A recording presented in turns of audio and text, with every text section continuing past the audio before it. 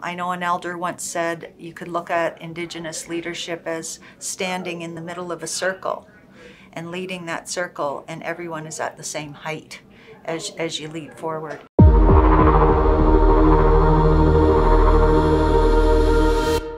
Indigenous people have a worldview that's very much about interconnectedness.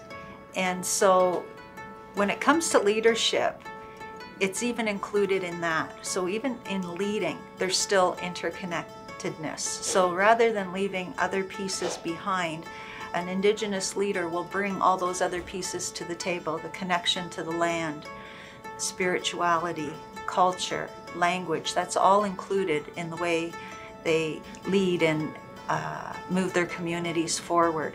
If I could say what 3 words describe leadership to me, it's those 3: wisdom, courage, and humility. And humility is so important, and I often voice this that when I'm at tables and we're having discussions, is that if we can't, we need to be humble in order to hear other people and respect other people's voices. So I think it's really important to me in leadership.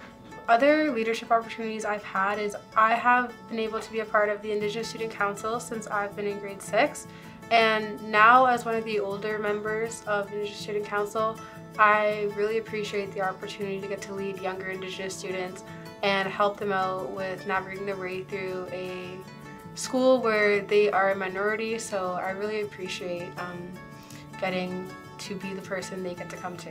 To be a part of that history is really a great experience. I feel since our people really did not have this opportunity before, that it just makes it that much more important that we speak up and we be the voice for those who can't be heard.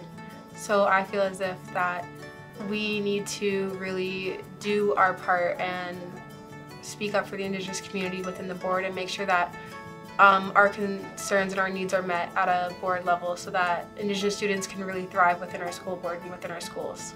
I think it's imperative that we include Indigenous history in our curriculum. You know, when you think of the word history, you think of that word his story, and we have Canadian history in our curriculum, but we need Indigenous stories in our curriculum. And I think about the word truth. We need a truthful history. We need the real history.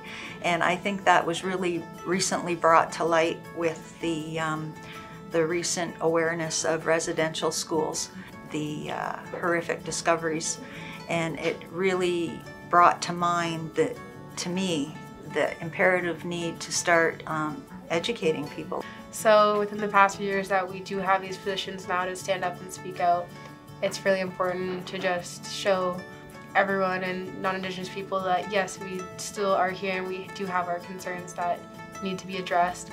And I feel like it's really important to also have these roles because it gives students within our board representation, because as a minority it can get really lonely and you can feel as if you're the only one. So I feel as if it gives students someone to reach out to and talk to. It's about relationship building, collaboration. It's more of a facilitation instead of a directional type of way to lead.